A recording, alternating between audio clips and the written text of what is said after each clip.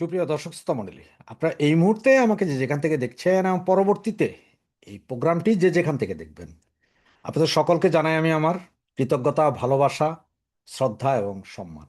আপনারা সারাক্ষণ আমার পাশে থাকেন, আমার ভিডিওগুলো দেখেন, লাইক কমেন্টস করেন এবং ভিডিওগুলো ছড়িয়ে দেন।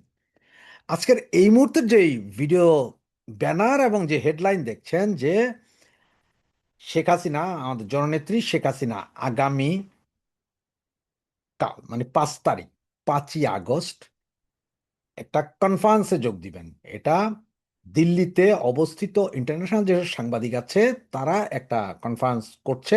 সেখানে আমাদের নেত্রী সরাসরি ভাষণ দিবেন। সরাসরি বলতে উনি কোনো ভিডিও ভাষণ দেবেন না, বা ওনার চেহারাও দেখা যাবে না। আপনার আমাদের সাথে যেভাবে কথা বলেন হোয়াটসঅ্যাপ বা ইয়েতে, ওইভাবে ভাষণ দিবেন। এই ভাষণটি ওখানে যারা থাকবেন তারা শুনবেন। এছাড়াও সজীব ওয়াজেদ জয় আরো অনেকে দিবেন, যেটা আপনারা সকলেই জানেন, যে ওই পোস্টারটা আপনারা সকলে দেখেছেন। এই ভাষণ এবং এখানে কি বলবেন, কারণ বিভিন্ন জন বিভিন্নভাবে বলছেন যে উনি সরাসরি আসবেন, ওখান থেকে দিক নির্দেশনা দেবেন, এই সেই এগুলো নিয়ে যখন চলছে ব্যাপক আলোচনা, তখন সরকারের ভিতরে প্রচণ্ড আলোড়ন সৃষ্টি হয়েছে। দেখুন, আমি যেই কথাগুলো বলবো এই কথাগুলো আমি হয়তো এই মুহূর্তে আপনাদেরকে বলে দিচ্ছি, আপনারা এখন এবং কালকে সারাদিনে আমার এই কথাটা হয়তো শুনবেন, অন্য কাউকে হয়তো পাবেন না, কিন্তু 24 ঘন্টা পর হলে আমার এই প্রতিটা কথা আপনারা শুনতে পারবেন বিভিন্ন জনের মুখ থেকে।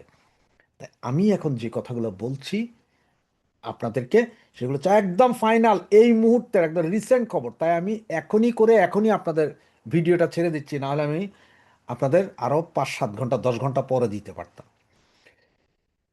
কি হচ্ছে দেখেন, আপনারা এমনি দেখেছেন যে পত্রিকাতে যে অলরেডি বাংলাদেশ থেকে বলা হচ্ছে, বাংলাদেশে দিল্লির ভারতের এম্বাসিকে অলরেডি বলেছেন বাংলাদেশের কেউ কেউ যে সরকারের, যে শেখ হাসিনা যাতে রাজনৈতিক আলাপ না করে, এই করে সে করে, এগুলা এগুলো আপনারা দেখছেন। কিন্তু এগুলার চেয়ে চরম যেটা, সেটা হচ্ছে যে বাংলাদেশ এম্বাসি, দিল্লিতে অবস্থিত বাংলাদেশ এম্বাসি ভারতের সরকার থেকে, সরকার প্রধান থেকে শুরু করে সকলের কাছে এম্বাসি থ্রোতে বাংলাদেশ সরকারের একটা চিঠি পৌঁছে দেওয়া হয়েছে আজকে সারাদিনে।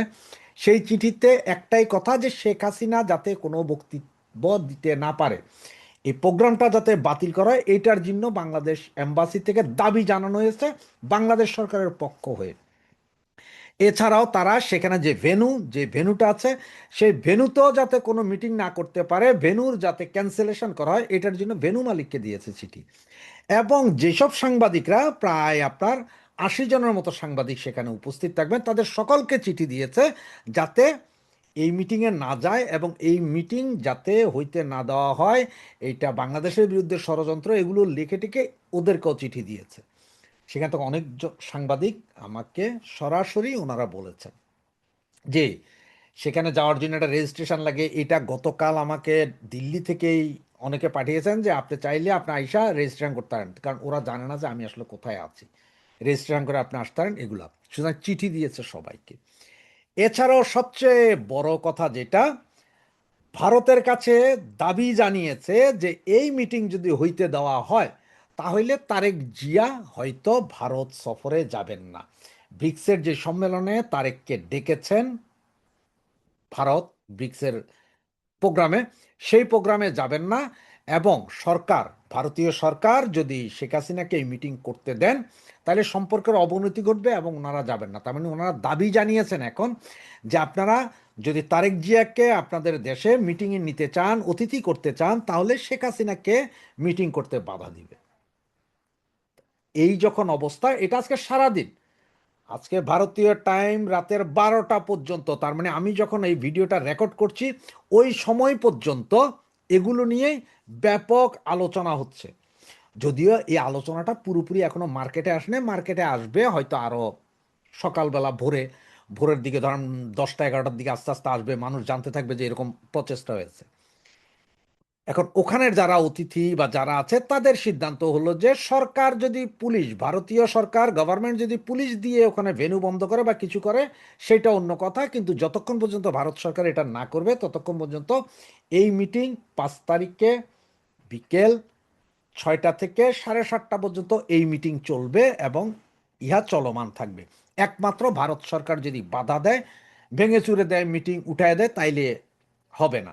এটা হচ্ছে যে যারা এই প্রোগ্রামের আয়োজন করেছে, আয়োজক এবং দাওয়াতপ্রাপ্ত রেজিস্টার্ড করা সাংবাদিকদের ভাষ্য। ভারত সরকার এখনো অবশ্য কিছু জানেনি, কারণ ভারত একটা গণতান্ত্রিক দেশ। সেখানে সোশ্যাল মিডিয়াতে কেউ কথা বলবে বা ফেসবুকে কথা বলবে, এটা নিয়ে ভারত সরকারের কোনো মাথা ব্যথা নাই, যতক্ষণ পর্যন্ত না ভারতের কোনো ক্ষতি হয়, জঙ্গি হয়, বা কেউ যদি জঙ্গি হয় এটা।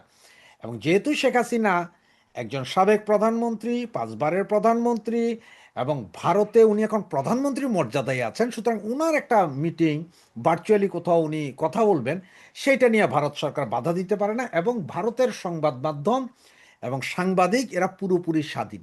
তারা কি করবেন, কোন মিটিং করবেন, কার ইন্টারভিউ করবেন, এটা ভারত সরকার কখনোই দেখে না বা বাধা দেয় না। কারণ হচ্ছে যে এটা ওদের দেশে।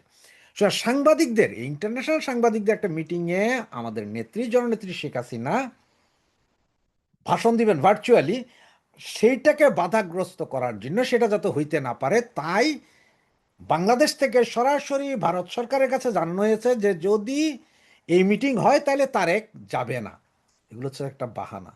আরে তারেক তো যাবে না ভারত, এটা আমরা সবাই জানি, কারণ তারেক ভারতে গেলে তো আবার চায়নার কাছে বন্ড দিয়ে আসছে না, পাকিস্তানের কাছে বন্ড দিয়ে আসছে না, তো তারেক যাবে কেন? তারেক যে যাবে না এটা আমরা জানতাম।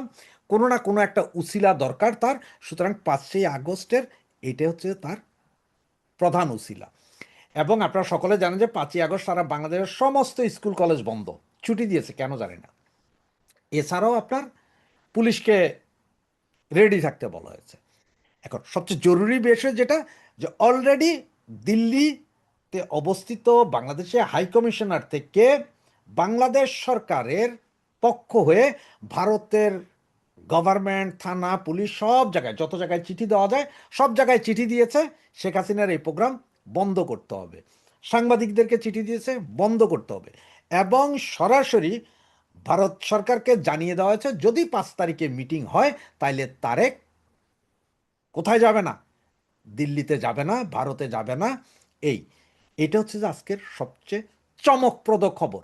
আপনারা এই জিনিসটা যত দ্রুত পারেন, যত বেশি পারেন ছড়িয়ে দিন এবং দেখতে থাকুন 5 তারিখ পর্যন্ত কি হয়। 5 তারিখ পর্যন্ত কি হয় দেখতে থাকুন, আপনারাও দেখুন, আমরাও দেখব। লাইক, কমেন্টস এবং শেয়ার করুন সর্বোচ্চ। জয় বাংলা, জয় বঙ্গবন্ধু।